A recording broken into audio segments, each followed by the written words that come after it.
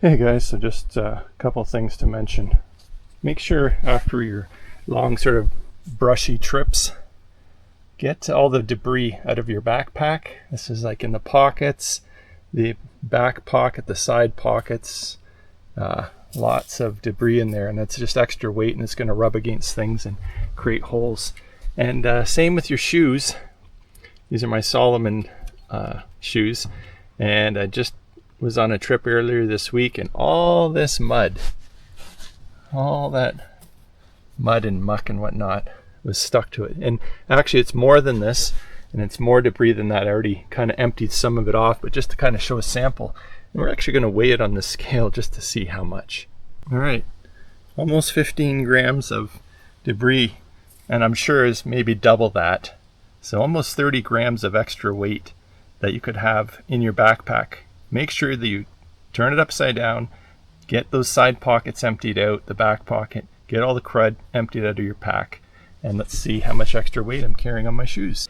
And 11 grams of extra weight of crud and mud and dirt on the shoes. Probably I'm going to add another, say, 4 grams, because I already kind of cleaned a bit off, smacking the bottom of my shoes off and whatnot. So anyway, that's just another way, especially if you're ultra light, to get rid of weight from your self, get the crud off of your gear. All right, guys, so we are getting ready to go into a multi-day trip into Kakwa Provincial Park, and just thought I'd go through sort of gear decisions. So this is all spread out loosely on purpose, and we're going to step through this in no particular order. Sleeping bag, this is what I'm going to be sleeping in. It's a RAB.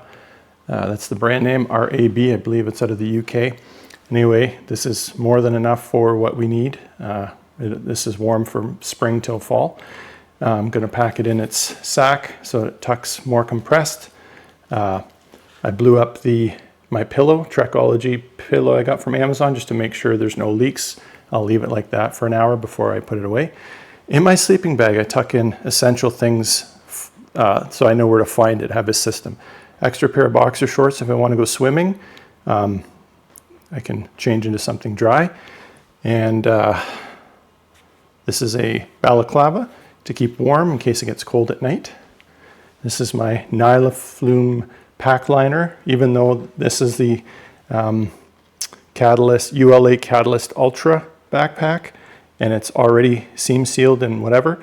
I put this in and put all the stuff inside of here, keep it extra dry. So I also have some liquids, Gatorade, liter of water, 2 Gatorades in the side pocket there.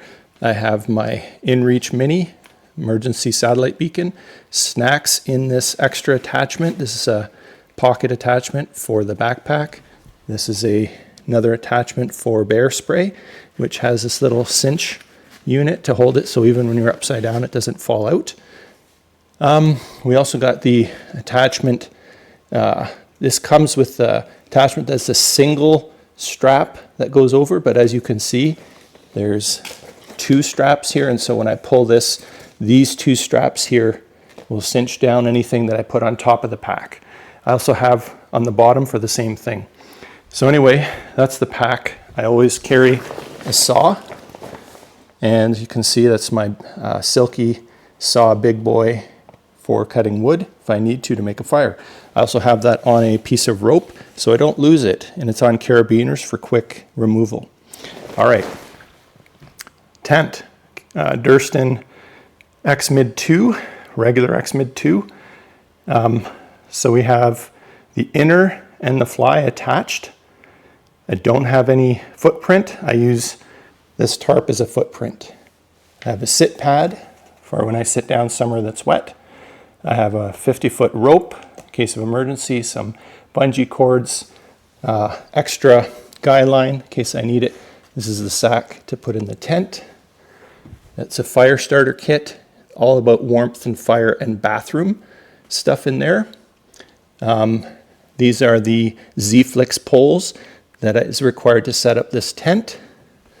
And of course I attach these little pieces of rope and I put these mud baskets from trekking poles. So when I pop them up, if I'm in soft soil, it adds stability. Emergency bivy, that's what this is. Sleeping pad. This sort of emergency items in there. Electronics over here. This would be our battery pack, cables, that kind of thing. I carry 2 battery packs, 10,000 milliamps, so for a total of 20. So if one fails, I have a backup. Batteries for the DJI Osmo Action 5, DJI mic kit, etc. This is a air pump for my sleeping pad. Here we have our water filter, and this is the, what's it called, Sawyer squeeze, and the C-Knock bag. Now I'm going to bring a backup bag in case this pops. I'm going to bring 2, I have 2 filters, 2 bags. I will get rid of this useless bag that comes with the kit. I tried using this on my last multi-day trip, completely useless. It's gone. That's the one that came with the Sawyer squeeze. All right, so now we've got our rain gear, rain jacket, rain pants. I'm gonna have to set up the food. I'm gonna figure that out. What food I want for each day, the pot, the fuel that I will need. We'll figure that out. These are some bags I got from Amazon that cover your feet, kind of cinch around your ankle, as you can see there. In case I'm in wet terrain, I put that over my socks and then put that inside my boot. Water crossing shoes, winter hat for warmth, kind of waterproof gloves in case I need it. This is emergency gear, so puffy jacket and first aid, etc. in there. And I think I covered most stuff over here.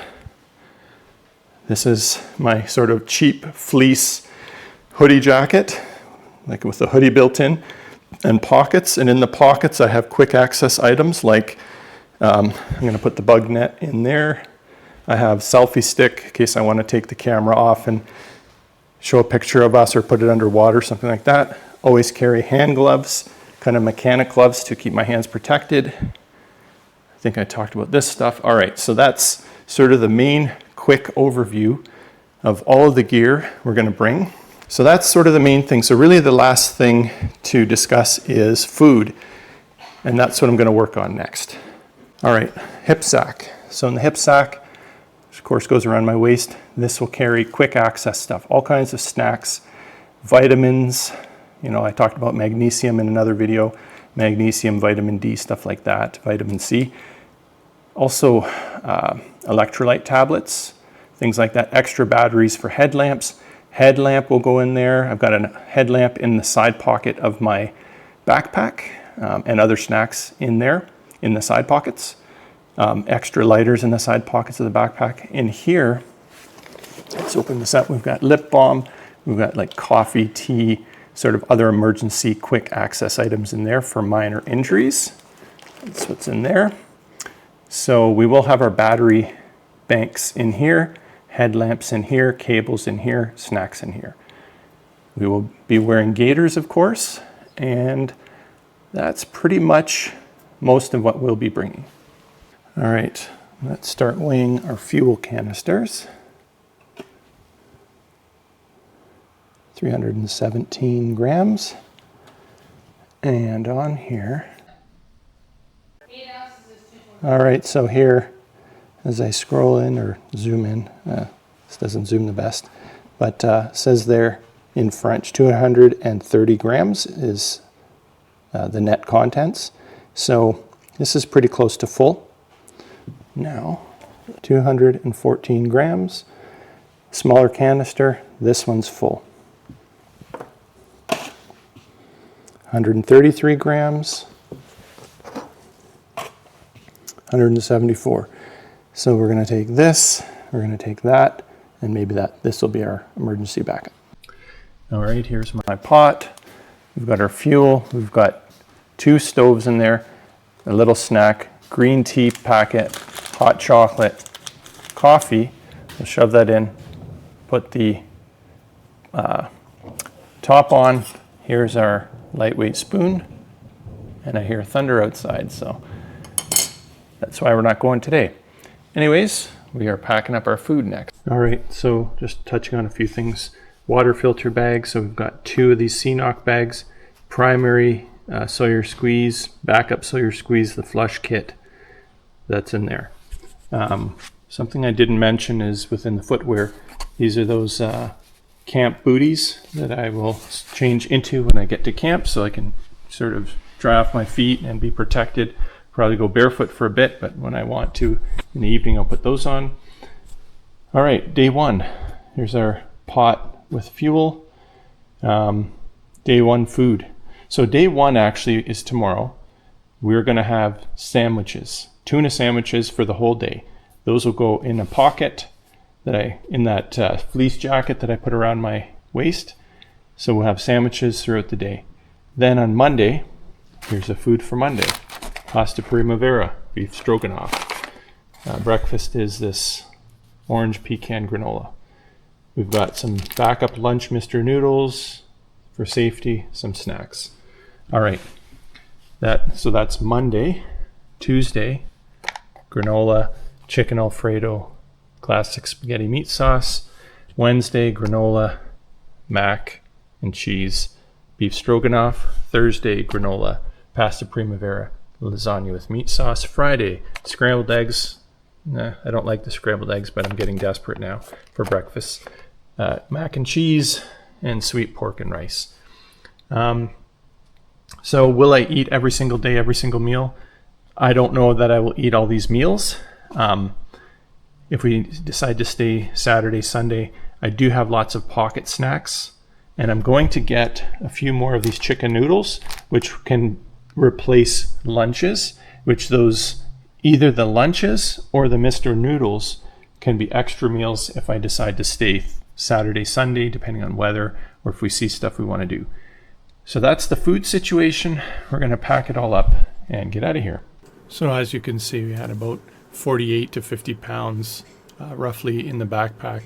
Another thing I didn't account for was I did bring a pack of sausages as a treat for one of the nights. And so on the second night, when we got to the Jarvis cabin, we ended up having 3 sausages each with pita wraps. So that was very, very filling, but gave us tons of calories for day 3, which was a really big day up to Moonius Pass and back. So I had way more food than I needed on this trip overall, between the snacks and all the meals and everything. So I think next time I will take a look at the snacks, pack snacks that you really like, that you can eat on the go, that are really easy to do, because your cooked meals are going to take a lot longer, and so you're kind of a little less willing to do that unless you're really hungry. So just a thought.